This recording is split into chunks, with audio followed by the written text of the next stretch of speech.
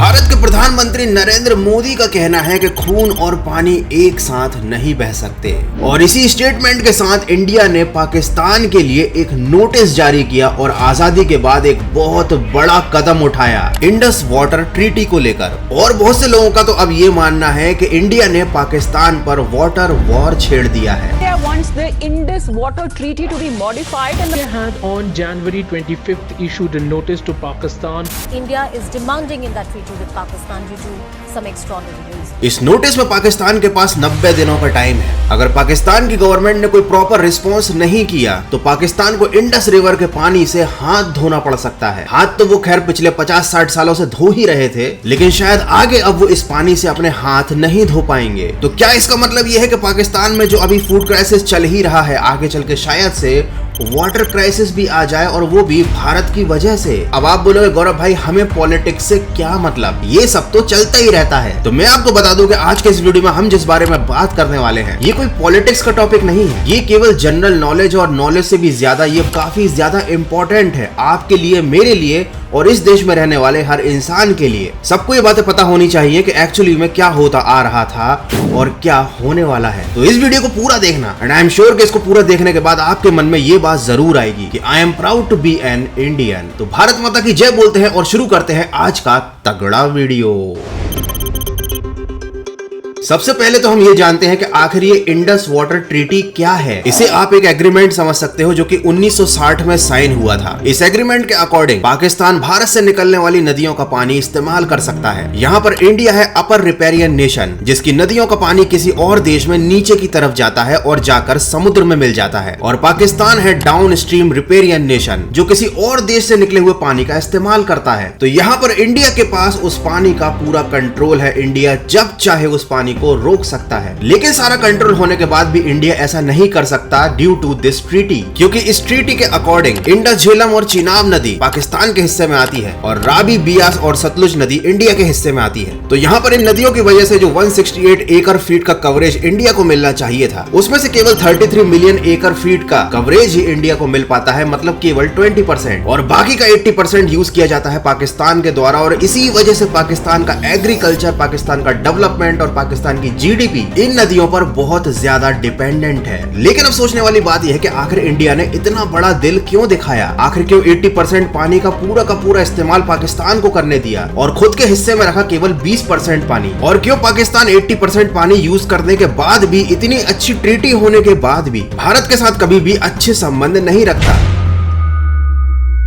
एक समय पर जब पाकिस्तान के प्रधानमंत्री जिन्ना हुआ करते थे तो उनका स्टेटमेंट था कि भले ही पाकिस्तान पानी की कमी से रेगिस्तान बन जाए वो चलेगा, लेकिन हम हिंदुओं के दिए गए पानी पर निर्भर नहीं रहेंगे। हालांकि वो लोग अभी इसी पानी पर निर्भर हैं और डंके की चोट पर इस पानी का इस्तेमाल करते हैं, क्योंकि उस समय के इंडिया के जो प्राइम मिनिस्टर थे नेहरू जी, उनका दिल काफी ज्यादा सॉफ्ट था। वो चाहते थे कि इंडिया और पाकिस्तान के बीच में रिश्ते अच्छे हो जाए। उनका यह मानना था कि इन नदियों में इतना सारा पानी है जो इंडिया और पाकिस्तान दोनों अच्छे से यूज कर सकते हैं, किसी को भी कमी नहीं पड़ेगी। तो इंडिया ने सामने से 76% पानी पाकिस्तान को यूज करने की बात रखी थी, लेकिन पाकिस्तान ने डिमांड की कि भैया हमें चाहिए 87% पानी, मतलब इंडिया केवल 13% पानी ही यूज कर सकता है। और उसके बाद जब इंडिया और पाकिस्तान के बीच में ये ट्रीटी हुई, ये एग्रीमेंट हुआ, तो पाकिस्तान को मिला 80% और इंडिया को मिला 20%। वो इसलिए क्योंकि इंडिया के प्राइम मिनिस्टर जिन्होंने इस ट्रीटी पर साइन किया था, उनका मानना था कि ऐसा करने से इंडिया और पाकिस्तान के रिश्ते अच्छे हो जाएंगे। और उनका सोचना मेरे ख्याल से तो ठीक नहीं था, क्योंकि अभी तक तो ऐसा कुछ भी होते हुए दिखाई दे नहीं रहा। और उस 20% में से भी हम लोग 7% यूज नहीं करते प्रॉपरली। हालांकि ऐसा नहीं है कि पाकिस्तान पूरे के पूरे पानी का बहुत अच्छे से यूज कर रहा है, और इंटरनेशनल एक्सपर्ट्स का तो यहां तक मानना है कि पाकिस्तान इंडिया को गोला बारूद और हमले से जितना ज्यादा डैमेज नहीं कर सकता, इंडिया बिना किसी हथियार का इस्तेमाल किए केवल इस पानी को अगर रोक दे तो वो पाकिस्तान को बहुत ज्यादा तरीके से डिस्ट्रॉय कर सकता है। लेकिन भैया इंडिया ने कभी ऐसा नहीं किया। लेकिन ये सब थी पुरानी बातें, अब क्या होने वाला है? क्या भारत ऐसे ही सबको चलने देगा और क्या कभी पुरानी मिस्टेक सही हो पाएंगी? तो अब हम जानते हैं कि अब आखिर इंडिया इस ब्लंडर को सही करने के लिए क्या स्टेप लेने वाला है।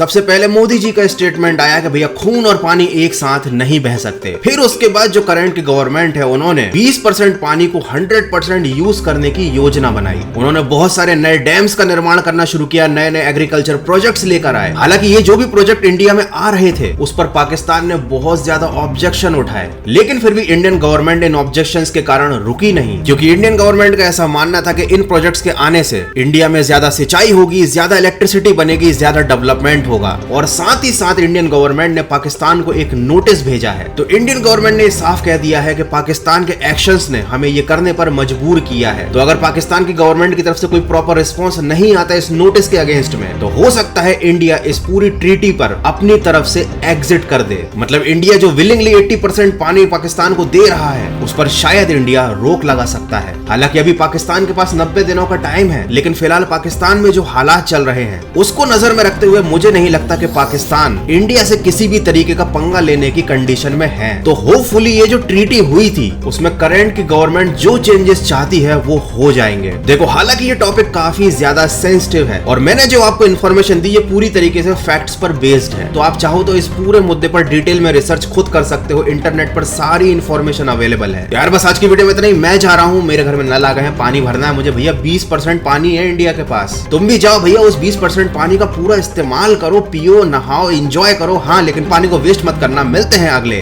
तगड़े वीडियो में।